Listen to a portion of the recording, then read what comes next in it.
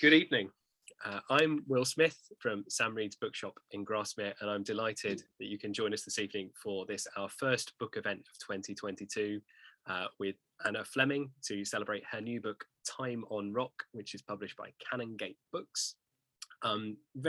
Really glad to be able to host everyone this evening, and hugely thankful to Anna Frame at Canongate for arranging this evening's event. It's so brilliant to have people within publishing who are supporting online book events at present, and long may it continue. So this evening's event, as I said, is with Anna Fleming. I should just introduce her for those of you who don't know. Anna is a regular contributor to Court by the River. She's published her work in various journals and magazines and anthologies, as well as writing for The Guardian. She keeps a regular blog, The Granite Sea, in which she writes about her experiences of the natural world. Anna is a qualified mountain leader who has also worked for the Cairngorms National Park Authority and completed a PhD with the University of Leeds. She lives in Edinburgh. She was a one-time citizen of this parish in Grasmere, where I speak to you from this evening, and she is here to talk about Time on Rock. There we are. Good evening, Anna. Thanks for joining us. Anna, thanks for joining us. My first opening question to you is classic question. Where did the seed for this book come from?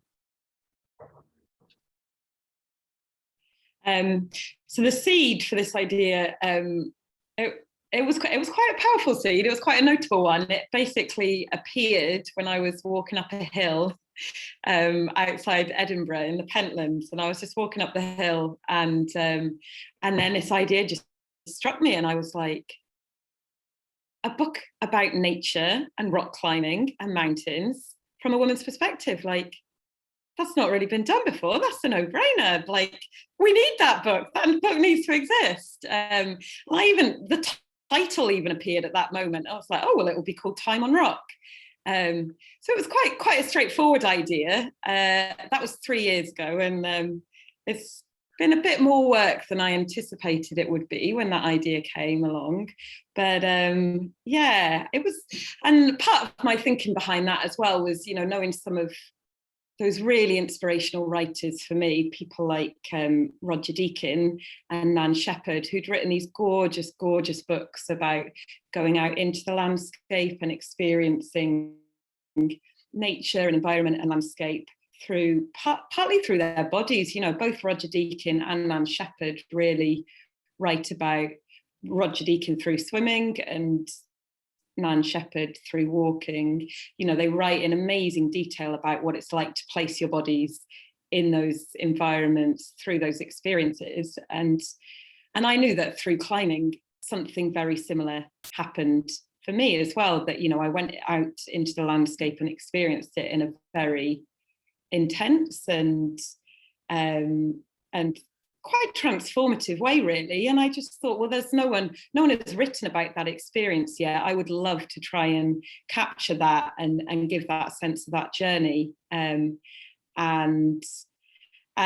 fortunately as well, I was 29 at the time then, and it's sort of the trajectory of the book fitted quite well with basically my 20s, and I was like, oh, I could just write a book about my 20s as well. So I started climbing when I went to university in Liverpool, and it went from there, really. And I've moved around quite a lot and lived in a number of different places, and so each of those places had also appeared at different stages in my climbing journey, and so I had this sense of the whole structure of the book as well, could follow that journey. So from me starting on the short Peak District gritstone edges, to then moving out to Yorkshire to a different type of gritstone, to then there is a little dally on some Greek limestone, but that's a different story. Nice island holiday, that one. And then after that, going up to the Cuillin of Skye and trying that out. Also for a year I lived in Grasmere in the Lake District, which we'll talk about a bit more later on. That was very influential. And then I've since moved up north to Scotland as well. So then to write about these Scottish landscapes and the sandstone in Murray and the Cairngorms as well. It just, yeah, it felt like a beautiful project in that way, in terms of being a way for me to kind of revisit a lot of places and piece together that experience of how distinctive a lot of those landscapes are through climbing. And it's such a wonderful journey of a book in that way, both through time and place and space and learning. And I wonder, maybe just to get a flavour of the writing, whether you'd like to begin by reading an excerpt from it?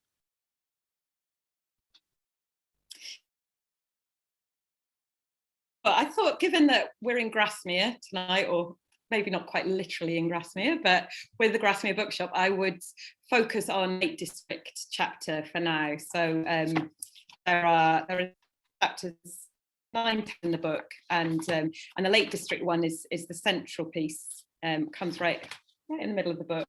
So I've got a few bits from there to read to you tonight. One damp Tuesday in July, I stomped up and over the fells from Grasmere into Langdale.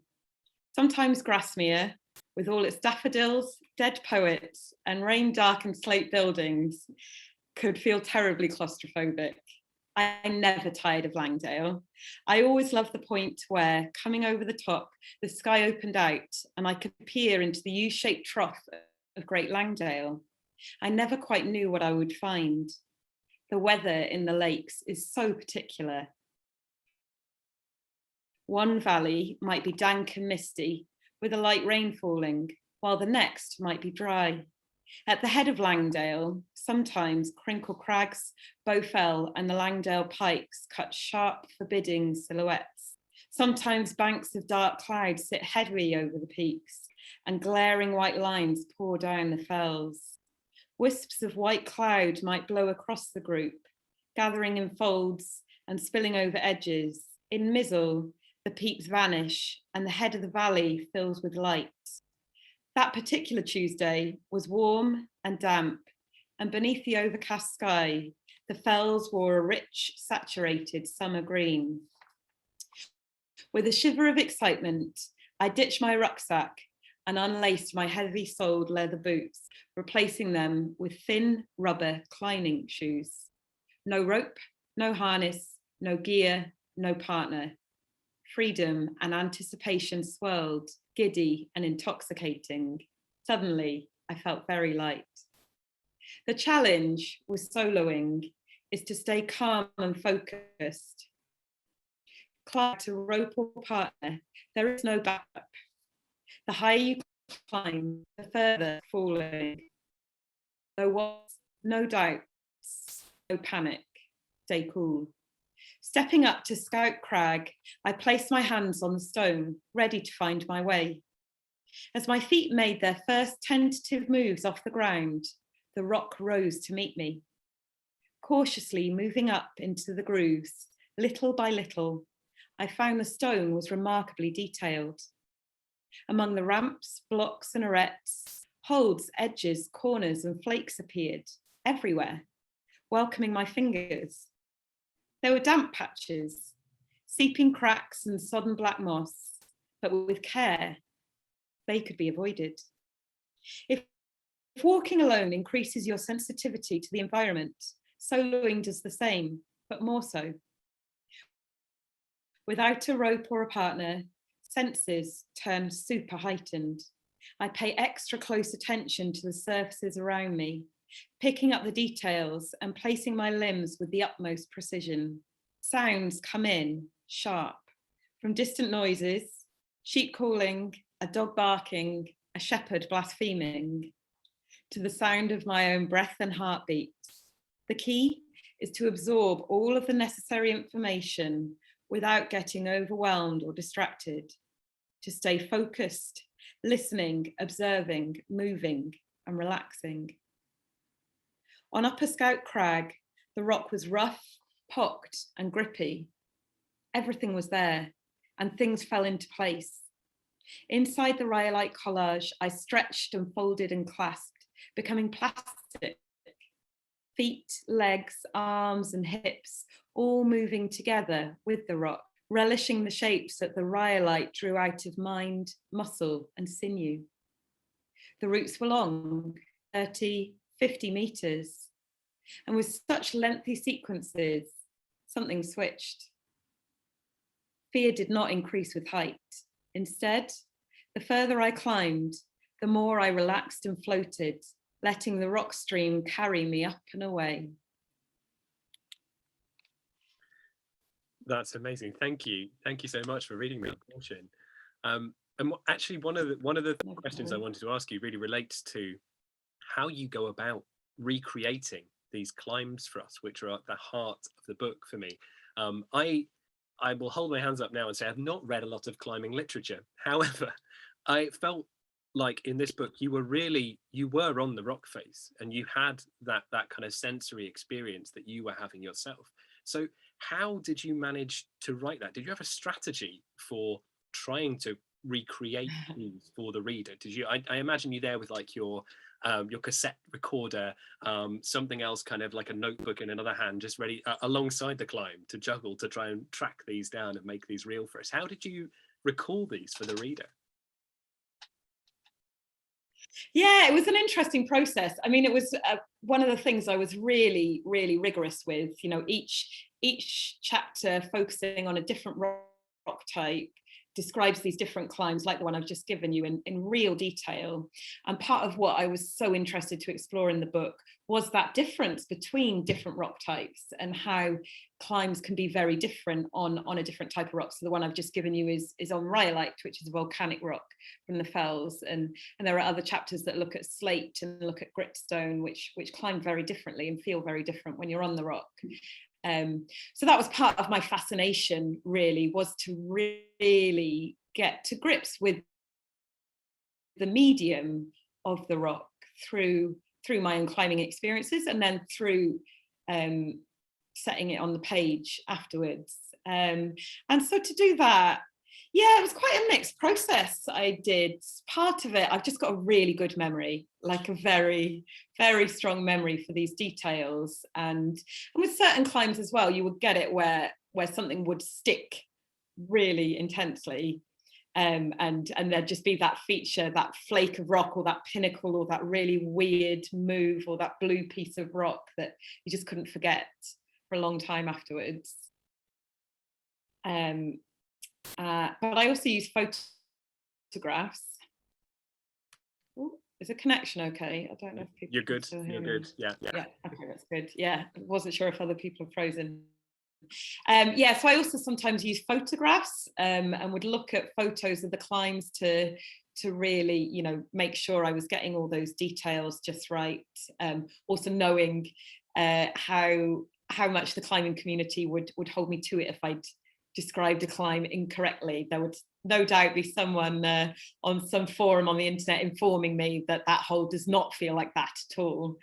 Yeah, so I use photographs a bit. I use my memory. I did occasionally write notes on some of the climbs, but I mean, when you're climbing, your hands are busy, whether you're actually climbing on the rock yourself or when you stop, you're then belaying, so you're always handling the ropes. You've always got something in your hands.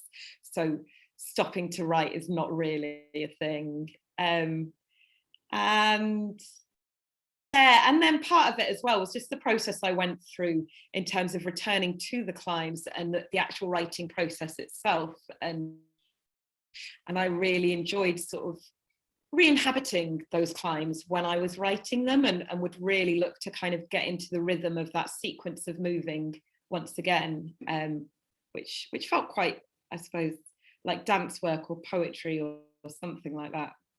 I think, I mean, that really comes across, that both the vividness of how the rock influences your climbs, but also the sequencing of movement too, as you say, is certainly kind of brought out in each chapter. I should say this is probably like a geologist's dream, this book as well. The kind of, I've read some geology literature and it hasn't always been as lively as this, because you're so in the face of the rock in itself. So you're really kind of ruminating on its place and its effect in such a vivid way. But then those movements too came across, as you say, like dancing. I think you describe it in the book a couple of times, like dancing. I wonder whether that was a kind of a comparison you developed as you got into climbing, that you saw it more and more as a kind of a trained and rigorous dance with rock. Yeah, I mean, that's something that's sort of developed for me quite a bit, I guess, over my 20s. I mean, I remember doing some of my first indoor climbs in Liverpool, and on the really good climbs where the whole sequence flowed, that did feel very much like dance work. And part of that is just like, it's learning to place your feet with these utmost precision. So good footwork is really important, but also, to work with balance, you use your hips a lot. Like non-climbers will often think that climbing is all about the arms, but essentially it's a lot about footwork, and it is a lot about hips and where you're placing your body, and you can do that, these moves that seem impossible, and then you just shift your hips and your weight moves into the rock or some other way, and suddenly that sequence is so much easier. So it's got those kind of dance elements to it, and I've always felt that it was harder to experience that in the outdoors at first, because I found outdoors more frightening than indoor climbing, and also there's more technical equipment you've got to be aware of. So in terms of the rock and the gear you're using to protect yourself, you'll have this huge load of metalware hanging off your waist rattling away, so it doesn't feel quite as graceful at first climbing outdoors, but that did develop for me, and that's something I think that develops through the course of the book as well. But also when I was living in the Cairngorms, so I moved up to the Cairngorms after I'd finished my PhD, which was in the Lake District. So I moved up to work for the National Park up there, and there I fell in with some dancers who were doing an amazing project, a Nan Shepherd inspired project in the mountains, and that was all about placing bodies, women's bodies, into the mountain and feeling the movement within that place. And so I then was surrounded by dancers, and so naturally that sense of embodiment and movement between rock and self as a dance practice and a physical movement practice just became something that I had a better understanding of. And you talk a bit in the book about the kind of shifting gender balance involved in the sport as well, and in the practice of climbing. And it seemed like over the time you were learning and developing that balance was shifting. Did you get a sense kind of why that was, if there was a reason behind it becoming a more kind of open, accessible practice for everyone?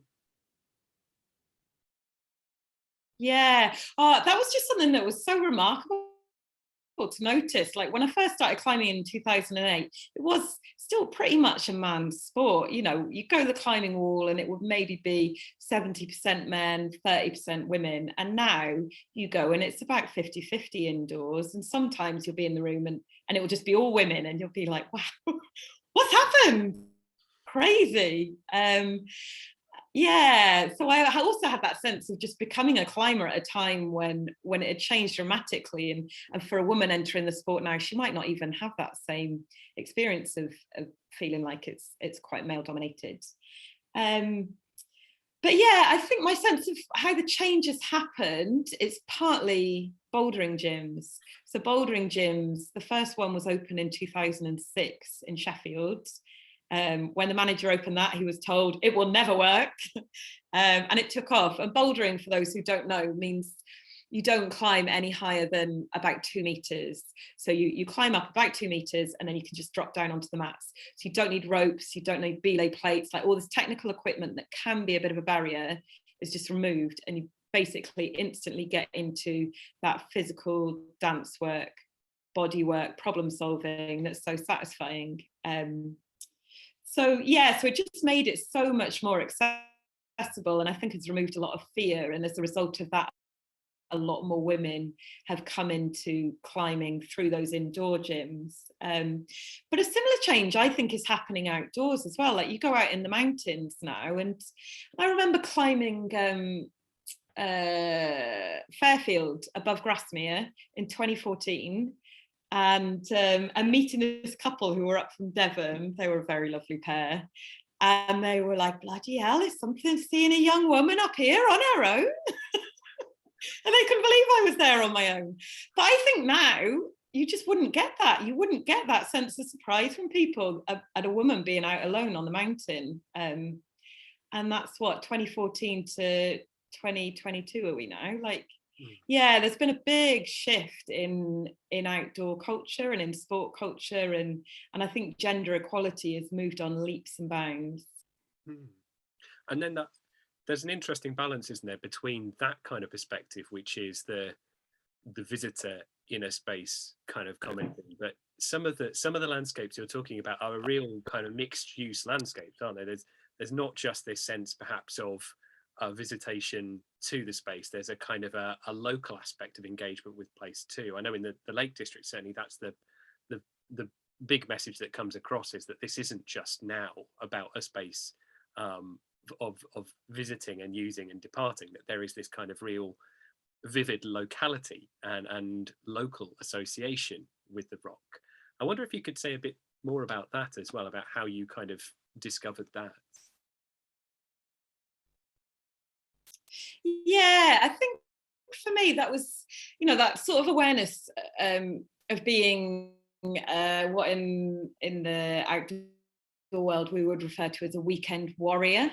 So you live in your cities and then you go out at the weekend to get that hit of the outdoors and the mountains, and then you come back to your city job. And the reality of modern Britain is that that's sadly how a lot of people have to live. But I knew that like it wasn't the whole story, and being from a rural area myself, like growing up in the countryside, I knew that the country experience is very different, and I knew that the local experience was very different. And so I wanted that sense of place and that perspective of the people who were of those places, who live in there day in, day out, who know those rocks, who know those mountains like the back of their hand. And for them, it isn't, that hit of escapism and wonder and awe of being like, oh my goodness, I've escaped for the weekend, I'm having a sublime experience, oh woe is me, I'm back in the office on Monday morning. I wanted to see it through a different set of eyes, and that was something that was so wonderful about my year when I was based in Grasmere, which was a happy circumstance of my PhD meant I ended up living at the Wesworth Trust for a year, and through that I fell in with a really interesting crowd of locals, and they really changed how I saw climbing and environment and landscape and nature. And so that was kind of part of your journey in the book, about how climbing was developing your understanding both of the landscape and yourself. Is that kind of where you think we end up, that this is climbing is the kind of medium through which you change your perspective on both landscape and place? Yeah, it has been for me. I'm not saying it needs to be for anyone else, but for me, yeah, it's brought such an interesting and different engaging with landscape and nature and grasping it, and that's because there are so many aspects to climbing. So part of it is, just the physical movement practice of it, which, as I've said, in that kind of dance focus, you get that sense of the choreography of the landscape, which I wouldn't get from many other practices. And then it's partly the geology, like, you're touching rocks, and through all that practice of, say, going on to slate or gritstone or rhyolite or granite, you're starting to realize, like, oh, these rocks work in quite different ways. And so you become quite curious about how they weather and why their texture is different, why slate is so smooth and has no cracks in it really to protect it, or why gritstone has no holes at all and it's all about like jamming your fist in there.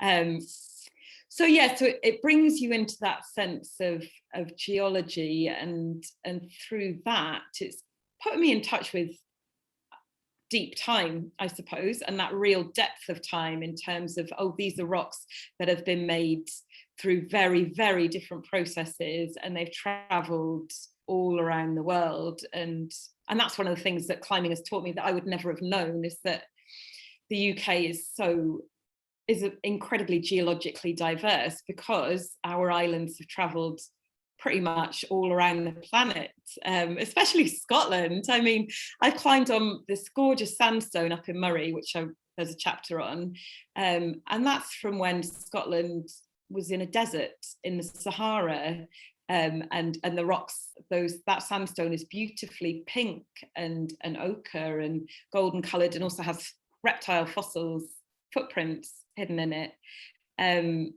because it comes from the desert sand days, whereas the Pennine gritstones in the centre of the UK, they're from when the Pennine was a basin, a big delta into which, you know, Himalayan scale mountains poured off all of their sand and grit and sediment and formed these rocks that are now sat there.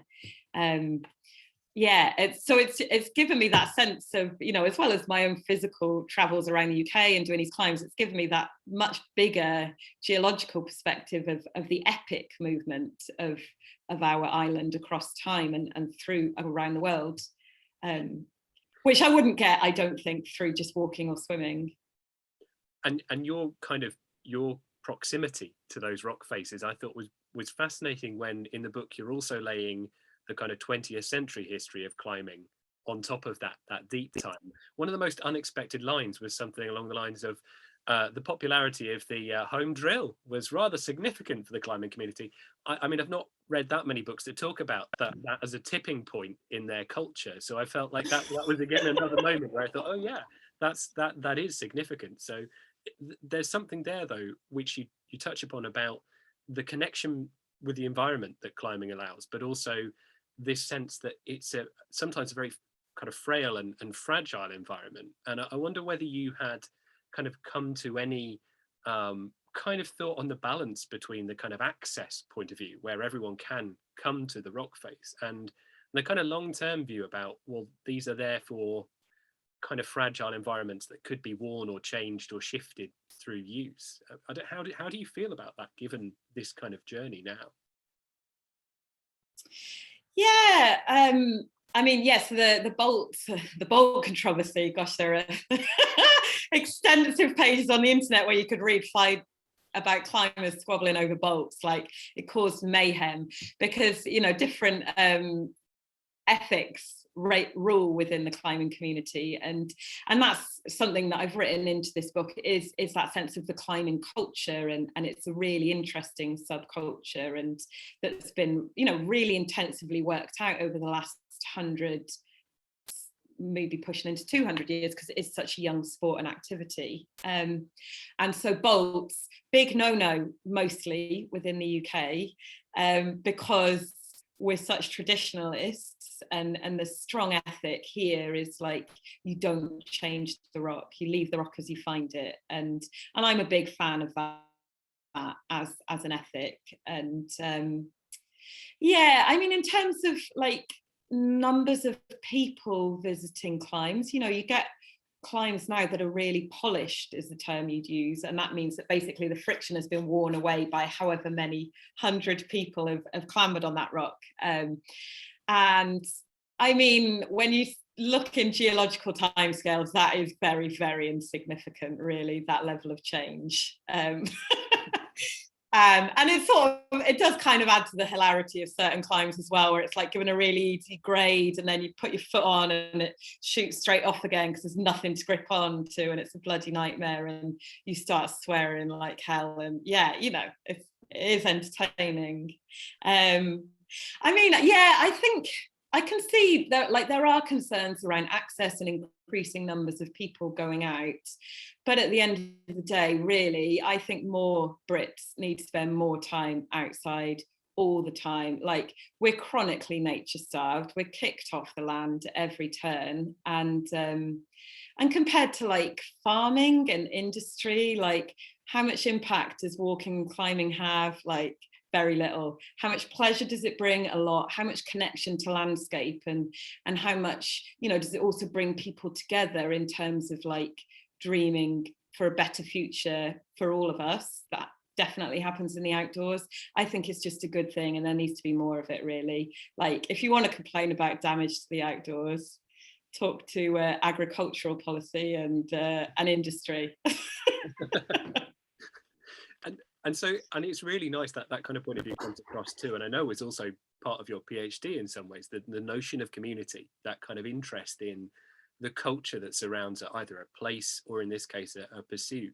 And it seems like something that you are kind of representing as potentially a really egalitarian space and pursuit. You know, that there are, even I think it's in the section in the Peak District, you're talking about the fact you can be on one climb and you'll see kind of the recreational use and maybe more professional use alongside each other, and people who are both with equal access to that rock face.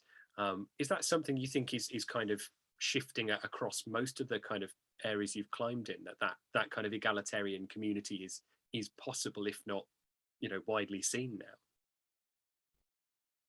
Yeah, I mean, I think that's like, it's one of my real loves within the outdoor community is that sense of collective spirit of different people from all kinds of backgrounds and walks of life coming together to walk up a mountain or do a rock climb, and sharing that space along rocks. And, you know, it's something that I just think we should be doing more of, and it can just encourage such positive discussion. You know, when doing my mountain leader assessment in the mountains of the Cairngorms, you know, the conversations you'll get into with other mountaineers up on the tops, you know, it's a really freeing space, essentially. Like, you're far away from a lot of the things that we see as modern society and defining modern life. You know, like mobile phones quite often don't work up there. You can't necessarily see or hear roads or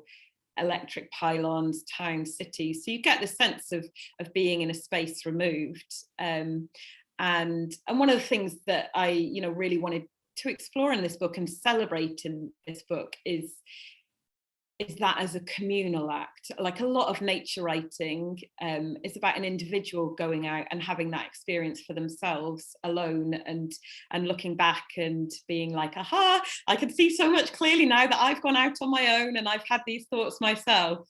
And with this book, and with the real community spirit of climbing, where, like, essentially you're never really on your own, because I mean, I've spoken about soloing, read my extract about soloing, but essentially you've always got someone else on the rope with you. You're climbing a route that someone else has been up before. You can see their traces in the rock. You know someone else is coming after you, so you probably shouldn't leave loads of litter on there.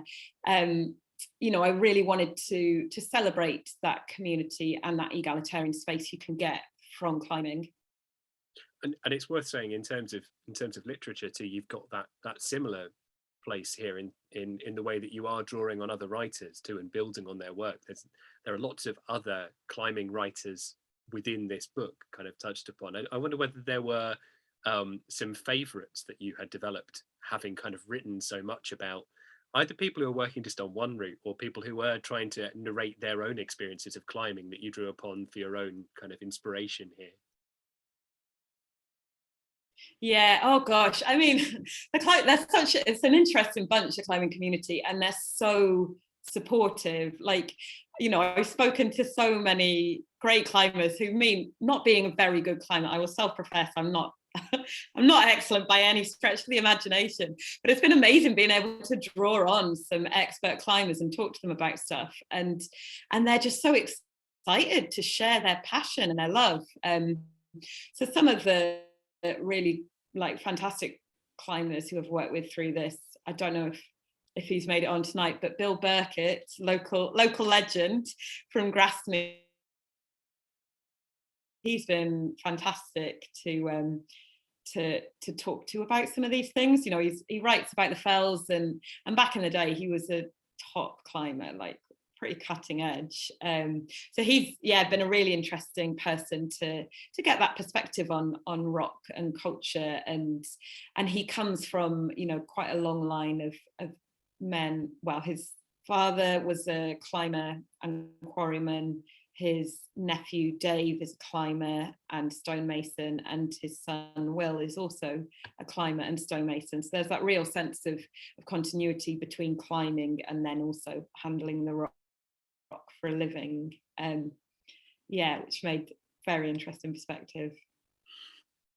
And it's just, I guess it's really interesting to think that there are, even when you're following the histories of the routes, you're following, like you say, vividly in the footsteps, and then in the kind of written footsteps of those routes, when you think of the first people who traced them, particularly when it becomes like a Victorian route to start with, that there is this really strange crossover between history, social history, community, and where you are in that kind of lineage, encountering the rock face.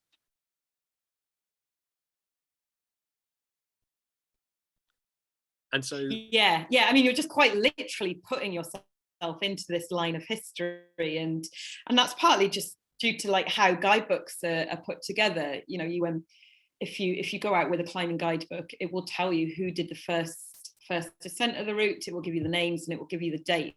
So you've always got that sense of the history of the climb and where it's come from. And then there's also a place where you can spend many hours online is the depths of the UK Climbing Archive, which is basically, it's an online database where climbers can log the climbs they've done and also like add comments. So I mean, that gave me immense joy through this process. Was some of the climbs I was writing about, I would go on to there and just read some of the hilarious comments from people about, you know, the difficulties they'd had on such and such a route, and yeah, some very silly stuff in there.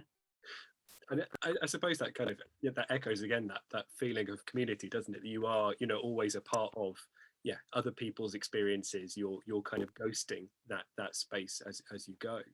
I wonder, would you have another extract you could read from, so we can get another sense of perhaps a different angle on the book? And I should just say, in the meantime, if anyone has any questions that they're burning to ask, do pop them in the chat and we will get around to them as well. So if there's something you'd like to ask, please do feel free to type it in the box. But yeah, Anna, if you could read another chunk, that would be wonderful.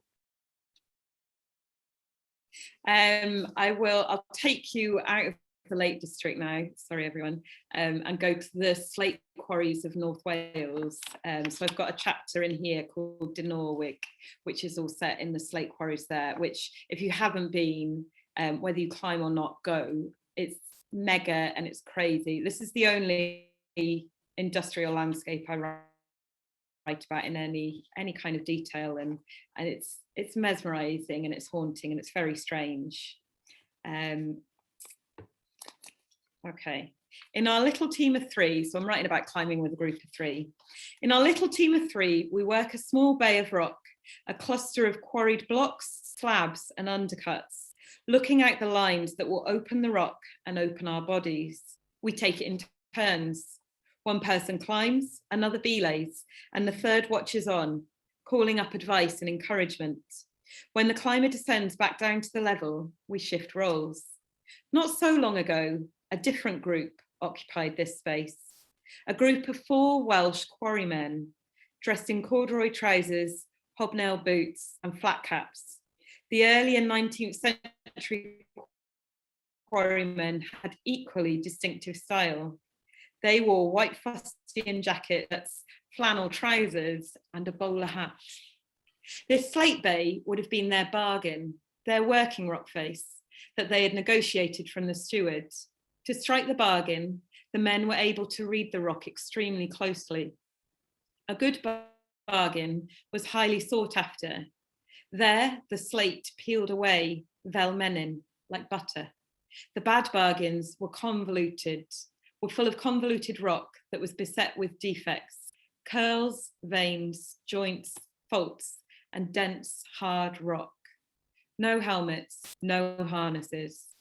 To release the slate from the mountain, the quarrymen hung from ropes tied around waists and looped around thighs while they levered, wrenched, hammered, drilled, and blasted away the very rocks upon which they stood. Their physical knowledge of the slate must have been extraordinary. Glimpses of that expertise can be found in the language. In the mines of Blaenau Festiniog, a vein of slate was known as a llygad, an eye. When the quarrymen opened the rock, they saw it as opening up the slate's eye. Among the veins in that huge seam of slate, there was llygad bach, little eye, llygad coch, red eye, llygad newydd, new eye, and hen llygad, old eye. The division of labour within the quarries followed the language. Those who worked the rock face spoke Welsh. The capitalists who owned the site and sold the finished slates spoke English. It was therefore proudly asserted that slate spoke Welsh. Unfortunately, of our crew speaks fluent slate. That's wonderful. The idea of, again, the language of the geology just comes through there so vividly. That's wonderful to hear. And I think that kind of structure to the book is just such a lovely feeling as a reader too. Again, my experiences with climbing are few and far between. So to get this kind of panoramic view of different experiences is a really wonderful thing. But alongside it, you also get that kind of feeling about your own changing understanding of what your body can do in those environments too. And I wonder whether you wanted to say a bit about that too, because it does seem really important that it's a kind of a reflection on your own kind of self-awareness, how when you confront these different landscapes, it does materially change your sense of self and sense of possibility.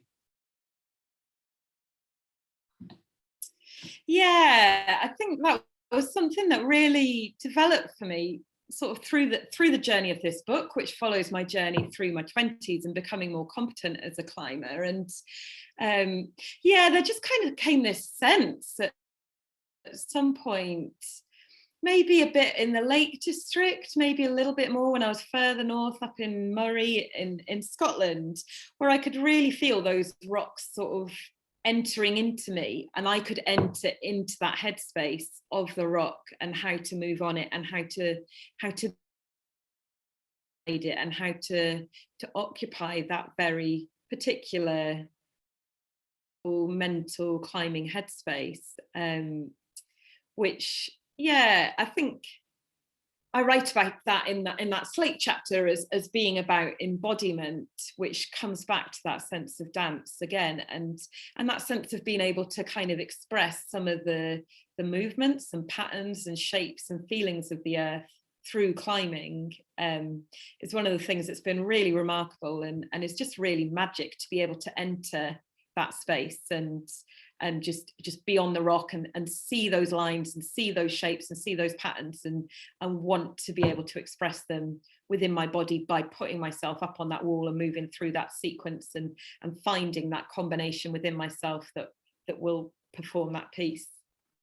And I think you've probably inspired a number of people here this evening to think more about climbing. One of the first questions I've got here is along those lines, which is to say, many people perhaps begin climbing when they're younger, but this person is just saying that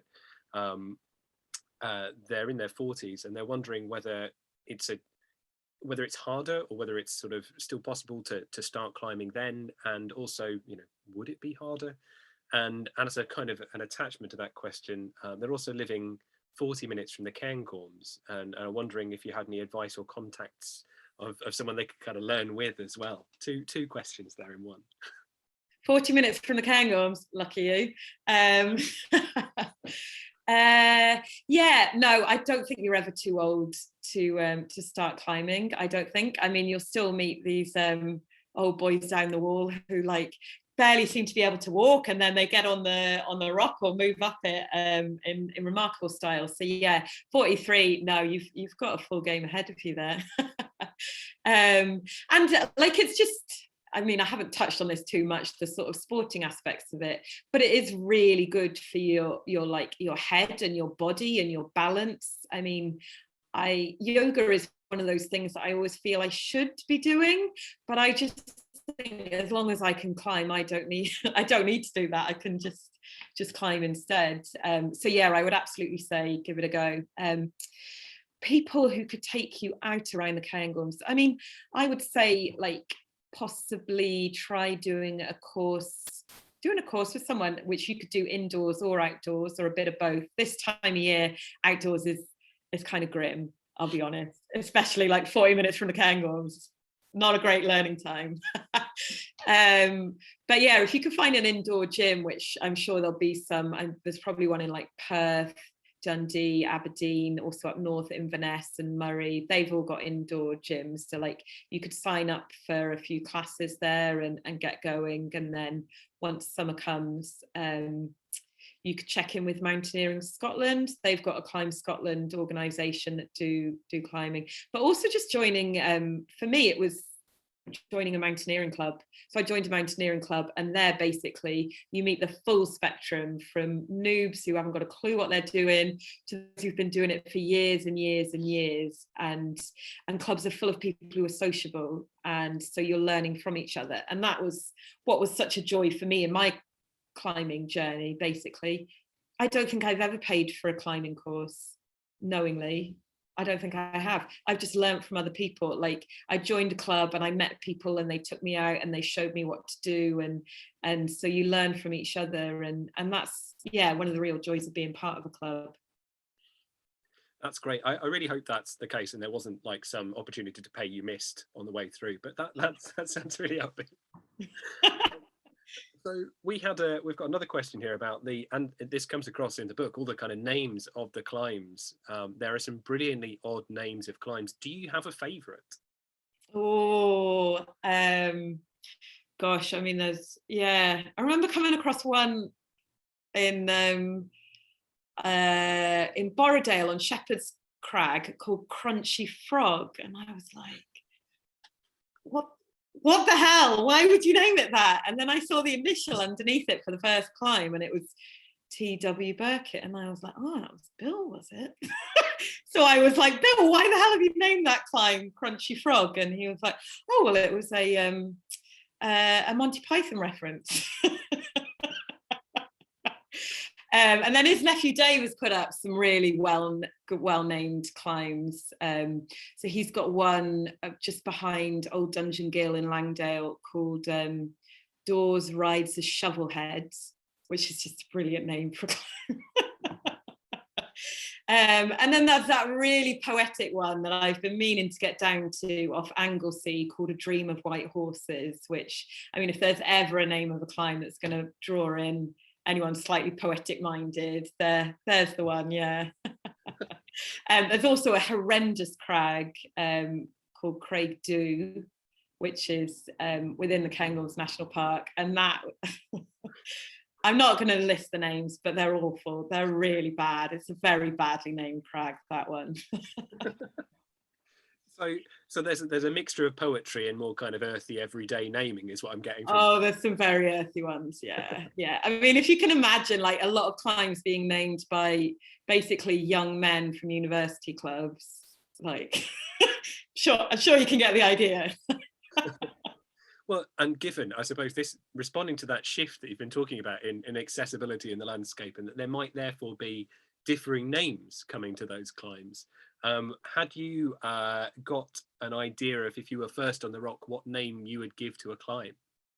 Oh, for me, well, it would depend on the climb, wouldn't it? I mean, yeah, it would absolutely. I haven't got one in mind yet. It would absolutely have to depend on what the climb was. And is that's a part of that particularity of place for you, I'm guessing? Yeah. Yeah, and I mean, it's not just me either. Like, you know, you will, like route names, you know, you'll get some that are like really sarcastic, that will like contain a hearty dose of irony within the naming of it, because really the route is nothing like what they're describing as. Or then also like you get a lot of cross-referencing across the crag with like, for example, Scarfell. A lot of the routes up there are named after Lord of the Rings references, because I mean it's basically Mordor up there, isn't it? That's good. That's good. I like that kind of imagined landscape. It having a real Yeah. Scarfell, Mordor. And we've had a comment as well from Lorna, who started climbing at 65. So clearly that's and that the climbing wall community were really helpful and welcoming. So echoing exactly what you're saying there too. Yeah, I mean, like, climbing is it's a sport of enthusiasts. Everyone absolutely loves it. So if you want to make friends and hang out with some very enthusiastic people, yeah, go to a climbing wall, join a club. For those people though who might be interested in that solo experience, but perhaps might shy away from actually being co-opted into a sociable environment and wanting that kind of them and rock and the moss and that kind of state of being, is that possible too? How do you go about maybe trying to get into that? Do you really, I'm guessing you need a guide to start with as part of it, because you can't just kind of throw yourself up the cliff face yourself. Yeah, I mean, I wouldn't recommend it. I mean, Samuel Taylor Coleridge, he was the one credited with first ever written account of a rock climb, and he did go solo, and it doesn't sound very fun, I'll be honest. But he did have quite an intense experience, good old Coleridge. I mean, if you really don't know what you're doing, I'd say go out with a guide, absolutely 100%. Like, you learn from experience with climbing, and that is the magic of it. And part of learning from experience is learning from other people's experiences as well. But if you really want to get that experience of moving on rock on your own, bouldering can be a good thing for that, in terms of, like, you just go and you take a pad to a rock and you just have a go.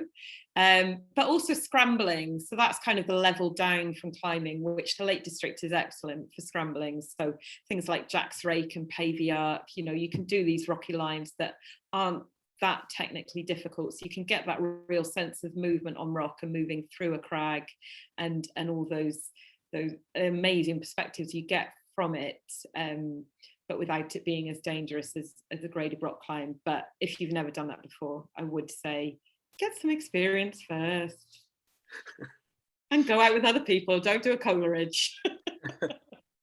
And so beyond the obvious inspiration of readers and viewers here joining us this evening to get out and climb, what are your hopes for what kind of writing about climbing can do? Do you have sort of a goal in mind beyond kind of charting the state and reflecting on the places you've been? For myself, or within the community more generally? Kind of both, really. I wonder whether you had ideas, kind of goals for the project, if you like. Yeah, I mean, part of this book and my desire behind it was to open up that conversation a lot more widely, so that a lot more women basically who are entering climbing can have a story to relate to, where there's just one more book by a woman being on the rocks, so that there's another female role model up there, so we're not just relying on Gwen Moffat from the 50s, as wonderful as Gwen is, and she was a great inspiration for me. So just more stories by women, excellent. But also that reflection on relationship to place and landscape and environment and ecology, and that special relationship you can get through climbing. That is what I'd like to see more of, and a bit of a shift away from some of that more like performance, sport driven, high intensity, going out to beast myself and conquer the mountain. A movement away from some of that towards, some of those more meditative, reflective responses on the rock is what I'd really like to see. I think, one of the things I saw myself doing with this book was, it was partly a nature writing book, and I see that as a very walking based genre, broadly speaking. A lot of nature writing is a person walking through a landscape and reflecting on it. So I wanted to bring in that kind of like meditative nature writing, walking perspective, and covering the ground and seeing the places in the bigger environmental sense.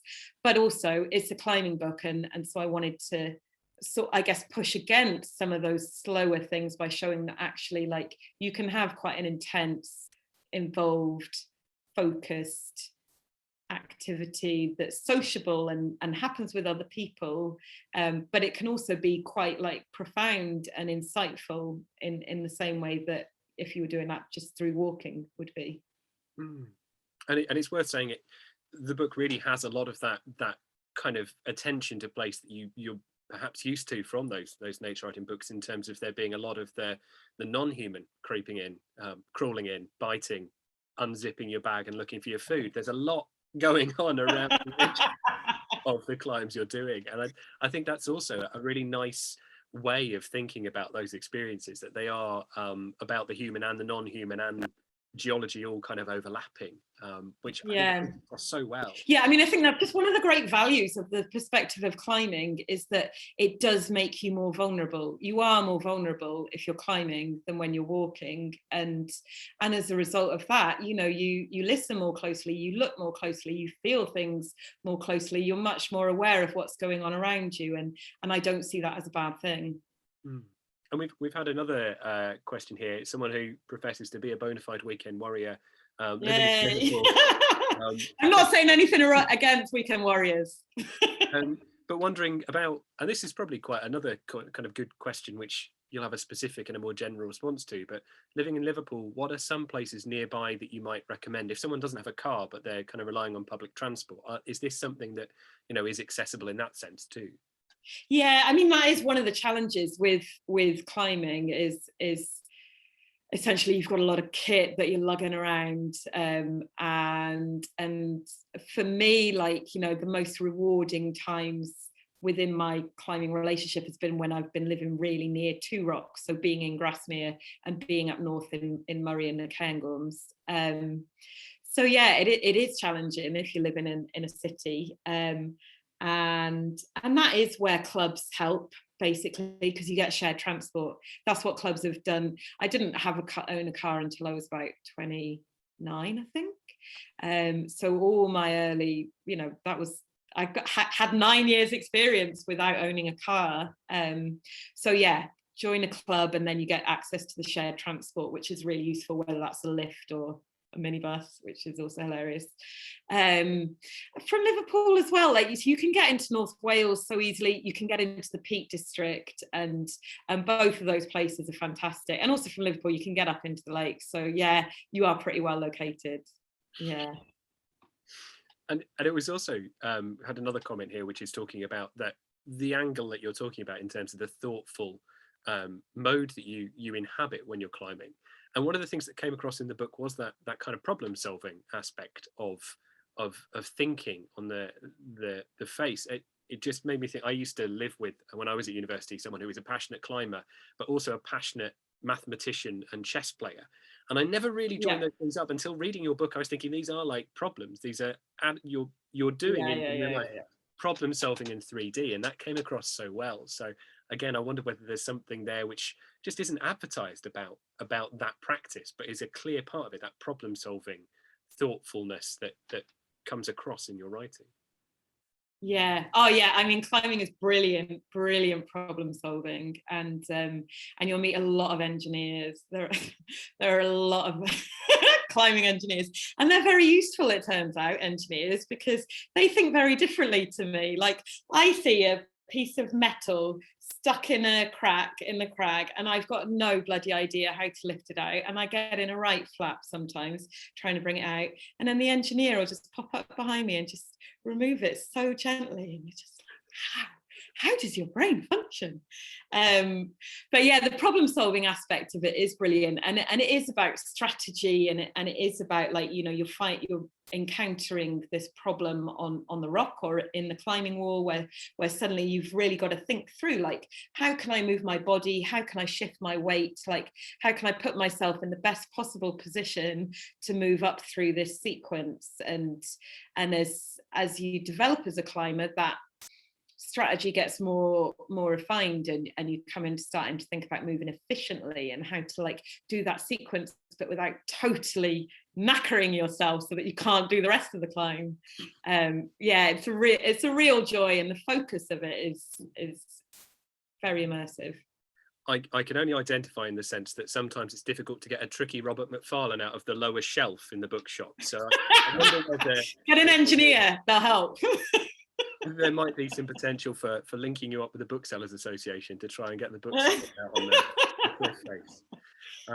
Yes, well, we've come to our hour, and I feel like we've done some really good conversation this evening. Thank you so much for everyone's questions as well. It's been such a joy to have some real-time feedback on our conversation and questions to put to you. Thank you so much for joining us this evening, and I believe you're on BBC Radio 4 on Open Country this week. Should people want a kind of in situ program where you're describing, is it you're with Bill and in the Lake District then? Yeah. So Thursday, I think it's 3 p.m. Radio 4. I'll be on with Bill Burkett with Open Country, guiding Emily, the presenter, up Pavey Ark in the Lake District. And it was an absolutely stunning day. It was amazing. So should be good radio. Excellent. And for those of you who missed that, obviously it will be on BBC Sounds. We should promote that too. So thank you so much, Anna, for joining us, and to pass on thanks to Anna Fleming at Canongate for setting this event up this evening. It's been a delight and a joy, and good luck, Anna, with the rest of your tour. I know you've got lots of eager audiences across the UK willing to turn up and ask questions too. So good luck with all of that and with the book as we go on. So thank you. Thanks for coming, everyone. And yes, thanks to everyone for joining us, and we'll see you again soon, hopefully. Thank you. Bye.